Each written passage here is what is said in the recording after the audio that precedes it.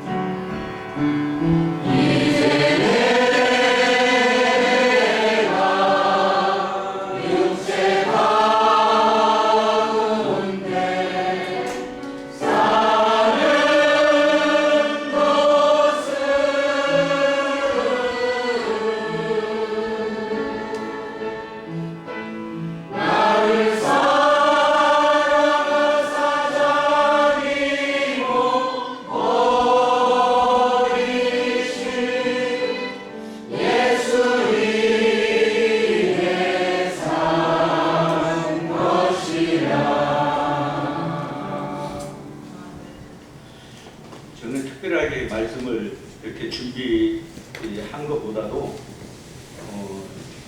처음에는 주보에 있는 그 말씀들을 읽으려고 노력을 했어요. 많이 다독으로. 근데 시간이 허락을 안 하더라고요. 막상 하려면 하는데 게을러서 못하겠더라고요. 그래서 이제 매 주일날 아침에 성경 공부를 하잖아요. 그래서 그 성경 공부를 하는 그 장을 맞춰서 공부를 하게 됐어요. 그래서 어떨 때는 게으를 때는 좀 뒤쳐지기도 하고 또 이제 좀 부지런하게 이제 말씀을 볼 때는 앞서가기도 합니다. 근데 한 장을 전체적으로 다 읽고 거기에 이제 관주가 있잖아요. 하나씩 이렇게 이제 관련된 구절들을 또 따라서 그 성경책에다 기록하고 또 다시 한번 이제 전체적으로 그 장을 읽고 관주를 했던 부분을 읽고 또 이렇게 하면서 공부를 합니다. 그런데도 이렇게 많은 부분들을 주님이 주시는데 삶의 행동은 그러지 못한 것 같아요. 그래서 성령님이 이렇게 하라고 하시는 것. 사도들이 이렇게 주님과 함께 동행했을 때 그 삶과 우리들의 삶은 얼마큼 다른가 이런 부분을 내 삶을 통해서 느꼈어요. 그러니까 먼저 요한복음 13장 한번 보도록 하겠습니다. 우리 자매님들이 한번 6절과 7절을 한번 읽어주셨으면 좋겠습니다. 요한복음 13장 6절과 7절. 자매님들 한번 읽어주세요. 시작. 주여 주께서 내 발을 씻으시나이까. 예수께서 대답하여 이르시되 내가 한 것을 내가 지금은 알지 못하나 이후에는 알리라. 네, 이번에는 형제님들이 한번 읽어줬으면 좋겠습니다. 13장 36절입니다. 형제님들 한번 읽어주시겠습니까? 시작.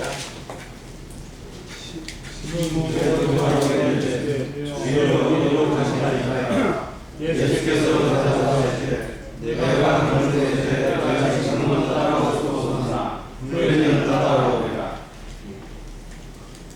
지금은 알지 못하나 이후에는 안다. 예수님이 하시는 일에 대해서 제자들의 발을 씻겨 주시고 이제 세상에 이렇게 왔다가 6월절 전에 이렇게 이제 돌아가실 때가 이럴 줄을 아셨고요. 그리고 세상에 있는 자기 사람들을 끝까지 사랑하셨습니다. 그리고 이제 발을 씻기는 모습이 나오잖아요. 근데 제자들을 다 발을 이렇게 주님이 수건을 두르시고 겉옷을 벗고 대야에 물을 떠다가 발을 씻겠습니다. 그리고 수건으로 닦기를 시작하셨다고 이렇게 말씀하시죠. 베드로 앞에까지 왔어요. 베드로가 지금 자매님들 읽은 말씀이 그러지 않아요. 주여 내 발을 씻으시나이까? 그 말은 어떤 뜻입니까? 주님에 대해서 내 발을 씻을 수 있겠습니까? 안 됩니다. 내가 주님의 발을 씻게 드려야 되는데 주님이 내 발을 씻으십니까? 이렇게 지금 하고 있는 내용이잖아요. 그죠? 근데 그 옆에 있는 제자들은 지금 기록이 안 됐잖아요. 제가 한번 말씀을 이렇게 13장까지 이렇게 나갔습니다. 그 남겨진 제자들의 생각은 어땠을까? 베드로의 그 말에 어떻게 보면 괘씸한 생각도 들기도 하고, 베드로는 역시 제자다워 이런 생각을 가진 제자들도 있었을 것입니다. 그러나 주님은 모두에게 공통적으로 말씀하고 계십니다. 내가 지금은 내가 하는 것을 알지 못하나 이후에는 알게 될 것이다. 남겨진 제자들에게도 그 말씀을 하고 계시는 것입니다. 지금 주님과 함께 이렇게 동행하는 삶을 사는데, 지금은 왜 알지 못한다고 할까요? 내가 아무리 너희들한테 뭔 이 얘기를 해도 알지 못해. 주님이 대제사장들과 서기관들에게 고난을 받고 제3일에 살아날 것에 대해서 또 갈릴리에서 내가 그곳에서 너희들을 만나겠다고 이렇게 약속하셨잖아요. 그들에게 지금 알까요? 그 부분이 지금 모르고 있는 상태예요. 왜 모를까요? 지금은 알지 못하나 지금 발을 씻기는 것도 마찬가지죠. 그죠? 주와 선생이 되어서 발을 씻겠다고 이렇게 말하고 있습니다. 행하기 위하여 본을 보였다고 말하고 있습니다. 알고 행하면 복이 있다고 말합니다. 종이 주인보다 크지 못하고 보냄을 받은 자가 보낸 자보다 크지 못하다. 이것을 알고 행하면, 제가 나이가 70입니다. 근데 직장에서 잔소리를 하겠어요? 잔소리하면 안 다녀요. 근데 왜 그러냐면 아침에 가면 어느 정도 윤곽이 보여요. 이게 우선 해야 할 일, 이건 좀 뒤에 해야 할 일, 이것이 어느 정도 눈에 이제 들어와요. 그래서 뭐 이거 하란 말 안 해도 자동으로 이렇게 가고 합니다. 간섭을 안 해요. 또 나이도 있고 그러니까 그러겠죠. 어쨌든 여기에서 지금은 알지 못한다고 이렇게 말하고 있습니다. 근데 이후에는 알게 될 것이다. 이후에는 언젠가요? 주님이 죽으시고 부활하시고 하나님 보좌 우편에 가셨습니다. 그죠? 그리고 약속을 하셨어요. 뭘 보내주겠다? 보혜사를 보내주겠다고 약속을 했어요. 그 보혜사가 와서 어떻게 하겠다고? 모든 것을 가르치고 생각나게 하고 너희와 함께 있겠다 이렇게 말씀하고 계신 것이에요. 그래 아직은 이루어지지 않았어요. 그 일이. 19절에 보니까 지금부터 일이 일어나기 전에 일이 너희에게 일러두면 일이 일어날 때에 내가 그인 줄 너희도 믿게 하려 함이라 이렇게 기록되어 있습니다. 어쨌든 제자들은 이후에는 알게 된다는 것이죠. 그래서 성령이 그들에게 임하였을 때 주님의 그 뜻을 알게 될 거라고 이렇게 말하는 것이죠. 그 뒤에도 한번 보도록 할까? 형제님들이 읽은 말씀을 한번 보도록 하겠습니다. 시몬 베드로가 이르되 주여 어디로 가시나이까? 예수께서 대답하시되 내가 가는 곳에 네가 지금은 따라올 수 없으나 후에는 따라오리라. 여기에서도 시몬 베드로가 나타납니다. 어디로 가십니까? 내가 가는 길에 너희들이 오지 못한다. 이렇게 말씀하셨잖아요. 유대인들에게도 말씀하시고 제자들에게도 말씀하셨습니다. 근데 지금 어디로 가시는데 올 수 없다고 하십니까? 그렇게 묻고 있잖아요. 예수께서 내가 가는 곳에 지금은 따라올 수 없으나 후에는 따라오리라고 했습니다. 지금은 왜 못 따라오죠? 아직 그만한 그릇이 되지 않았다는 거예요. 준비되지 않았다는 거예요. 성령이 임하지 않고 성령이 이끄는 힘으로 살지 않고 육신적인 힘으로 살기 때문인 거죠. 베드로가.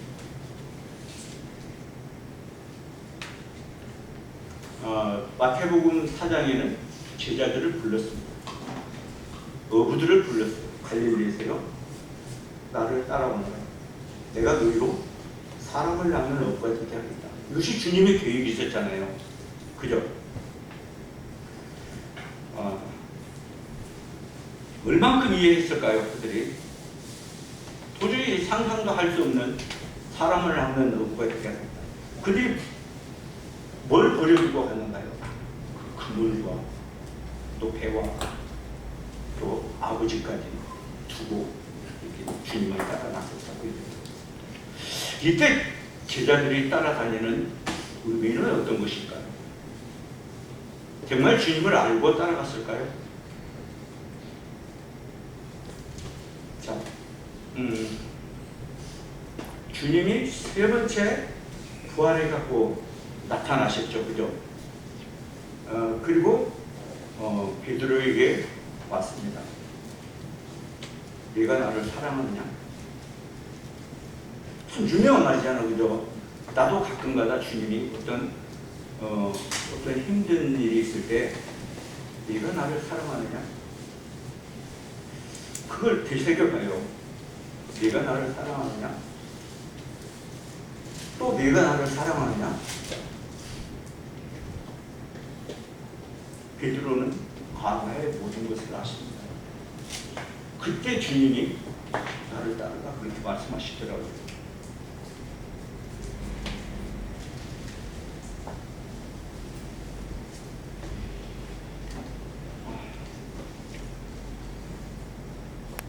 주님은 베드로에 대해서 알았습니다. 어떻게 어떠한 죽음으로 하나님께 영광을 돌릴 것인가에 대해서 알고 계셨습니다. 젊어서는 띠뛰고 네 마음대로 다녔다 이렇게 말하고 있습니다. 그러나 늙어서는 양팔을 벌리고 다른 사람이 네가 원치 않는 곳으로 이렇게 데려갔다. 그것이 하나님께 영광을 돌리고. 그럼 베드로의 삶은 어떨까요? 주님이 나타나셔서 그런 말씀하셨어요. 예루살렘을 떠나지 말고 아버지께서 약속하신 것을 기다리라. 사도행전에 그렇게 기록되어 있잖아요. 예루살렘을 떠나지 말고.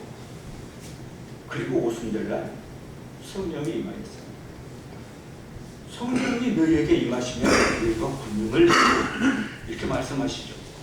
그러니까 베드로의 삶은 어땠을까요? 베드로에게 성령이 임했어요. 제자들에게도 임했어요. 그들의 삶을 우리는 누구보다도 잘 알고 있습니다.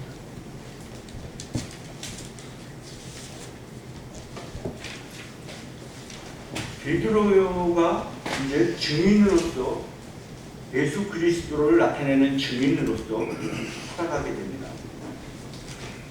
그럴 때 그 허물, 주님과 했던 대화들, 또 실수들, 이런 것들이 베드로 그 사역의 길에서 얼마나 무엇을 느꼈을까 그런 생각을 해봤습니다. 교만해지려고 할 때마다 쳤을 것입니다. 주님이 그렇게 말씀하셨습니다. 나를 따라오려거든 자기를 부인하고, 누구의 무슨 십자가를 지고 자기의 십자가를 지고. 우리 너무 쉽게 말하잖아요. 자기를 부인하고. 저는 참 부끄러웠어요. 이 말씀을 준비하면서 사단도 내 속에서 역사하는구나. 주일날 참 마음이 불편했었거든요. 우리 교제 시간에 참 마음이 불편했어요. 화를 내는 것이 하나님의 의를 이루지 못한다, 이렇게 말합니다. 그것이 좋은 구실이든 나쁜 구실이든 성도가 화를 낸다는 것은 좋지 않은 것이죠. 그런데 오늘 주님께서 이 발을 서로 씻어주라고 말씀하셨잖아요. 우리가 허물이 있을 때, 저도 많이 그럽니다. 허물이 있을 때 어떤 그 상대한테 가서 나는 참 그 부분이 좋았어요. 커피 한잔 할게. 커피 한잔 합시다.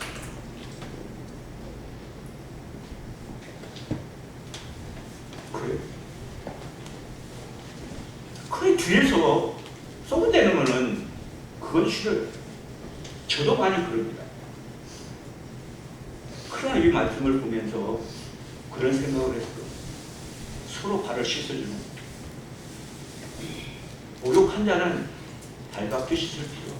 그래서 너희가 서로 발을 씻어주라고. 어떤 허물이 보이면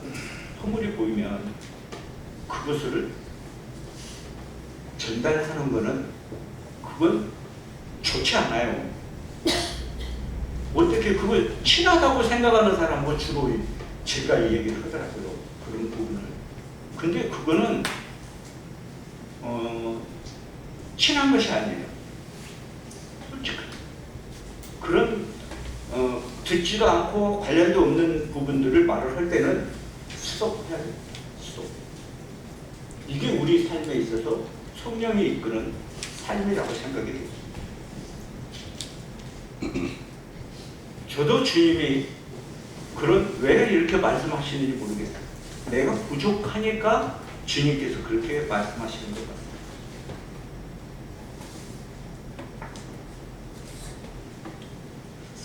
34절을 한번 읽도록 하겠습니다.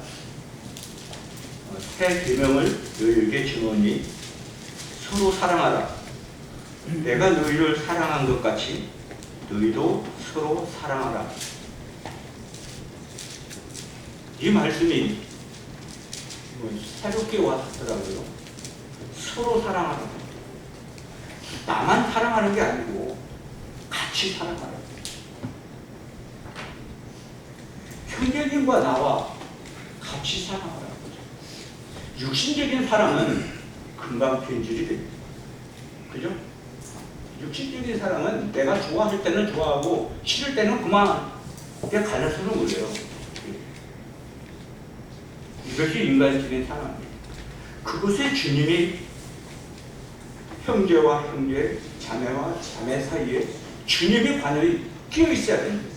주님의 사랑이 끼어 있어야 돼요. 그렇지 않으면 세상 사람이 하는 사랑하고 똑같습니다. 내가 너희를 사랑한 것 같이 라는 말씀이 이렇게 와서 내가 너희를 사랑한 것 같이. 주님이 나를 사랑했다. 주님이 나를 사랑했다. 그 어떻게 사랑했는가? 너무 잘 알잖아요. 죽기까지 사랑해. 내가 침을 뱉고 그것을 당해야 할 것이 너인데 내가 대신 맞아. 내가 십자가에서 죽어야 할 건데 내가 대신 죽어준다. 주님의 사랑이잖아요.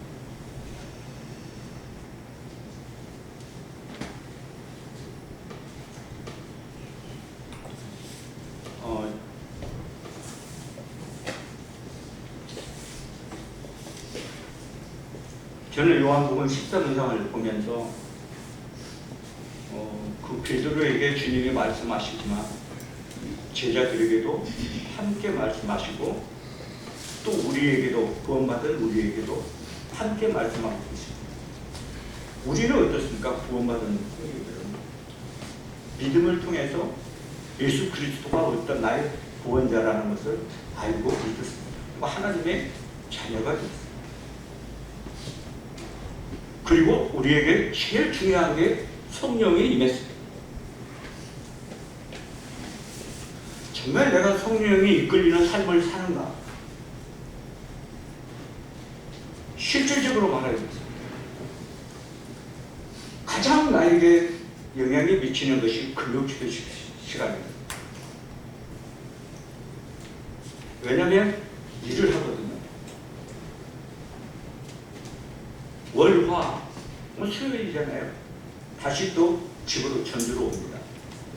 목요일, 금요일 하루, 금요 집회 시간 안 나오면 목, 금, 토를 일을 하게 돼요.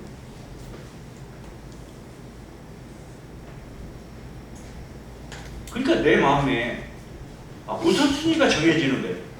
하루 전부터 성령님께서는 말씀하세요. 금요 집회 시간이구나. 내일은 금요 집회 시간이구나. 참석해야지. 근데 또 다른 일이 생깁니다. 이 들깨 보름을 심어야 되는데 내일 비가 온대. 그럼 오늘 심으면 잘 자랄 거야.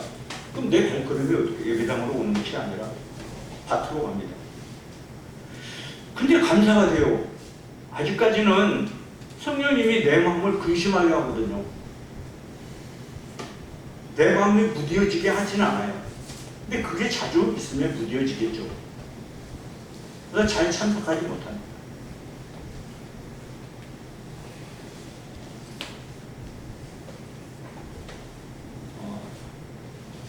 어떤 일에 있어서 참 제가 성격이 차분한 것 같은데 그러지 못해요. 급합니다.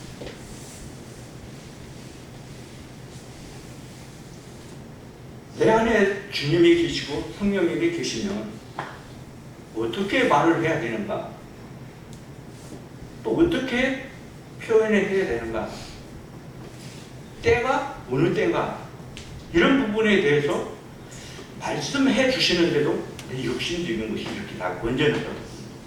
그래서 항상 성령을 거스리는 아주 나쁜 형태입니다.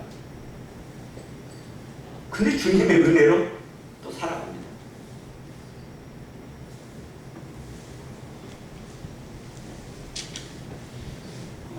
요한복음 13장을 통해서 우리 형제 자매님들이 서로 발을 씻어주면 좋겠어요. 서로. 그리고 서로 사랑했으면 좋겠어요. 조그만 허물은 그냥 덮어주고 또 그 위에 나에게 관련된 것이 아니면 그냥 참아주고, 그죠? 또 관련된 아픔이 있었다면 형제, 자매 커피 한잔 하게 어디로 와? 아 이래서 미안해. 이러면은 깨끗하다. 그리고 나서 뒷 얘기는 안 해야지. 이것이 정상이죠. 이것이 주님이 새 계명을 우리에게 준 것. 서로 사랑한 것. 내가 너희를 사랑한 것 같이 너희도 사랑하라. 이 말씀입니다. 왜 이 말씀을 주냐면 저는 준비하려고 한 게 아니고 주일날 아침에 그 말씀을 이렇게 이 영어 13장까지 나갔습니다. 그래서 또 이 기록된 말씀 외에 우리 장현주 형제님이 주일날 아침에 말씀을 이렇게 함께 교제하게 될 때 또 다른 주님의 이런 이 말씀 속에 아름다운 것들이 나타날 것입니다. 그리고 또 제가 말을 안 했더라도 이 말씀 속에서 우리 형제 자매님들이 따로 또 성령님께서 좋은 것들을 주시리라고 봅니다. 어쨌든 우리 형님들에게 교제 시간에 좋지 않는 모습을 이렇게 보여서 미안하고 또 어떤 형제에게는 또 더더욱 미안합니다. 그래서 이런 허물이 보여질 때도 뭐 때문에 허물을 보여줄까요?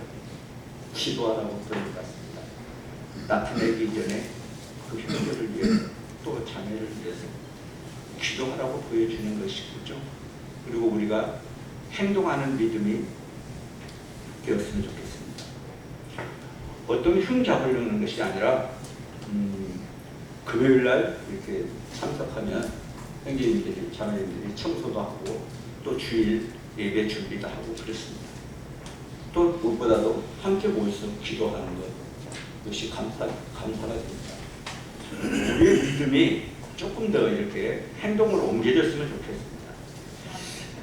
한 일례만 하고 마치도록 하겠습니다. 우리의 교제식에 시계가 고장났습니다. 근데 우리 형제님들이 많이 그러시더라고. 아, 저 시계는 틀려. 하루에 한 번도 안 맞아 그러시더라고. 우리 자매님들도 그 시계를 볼 텐데, 그죠? 거기서 식사도 하시고 그러잖아요. 근데 완전 고장이 났든지 건전지를 새로 갈아 끼우면 시계가 정상으로 돌아갑니다. 그죠? 근데 말은 쉽게 하는데 행동, 저부터 그러더라고요. 행동이 안 나타나더라고요. 행동이. 말은 이렇게 되는데 행동으로 옮겨지는 것은 안 돼요. 그래서 우리가 성령님이 우리 안에 계시고 그리스도로 살려면 또 행동하는 믿음도 필요하다, 이런 생각을 해봅니다. 이 요한복음 14장을 통해서 주님께서 우리 형제 자매들에게 더 많은 교훈들을 주시리라고 생각했습니다. 이상 마치도록 하겠습니다.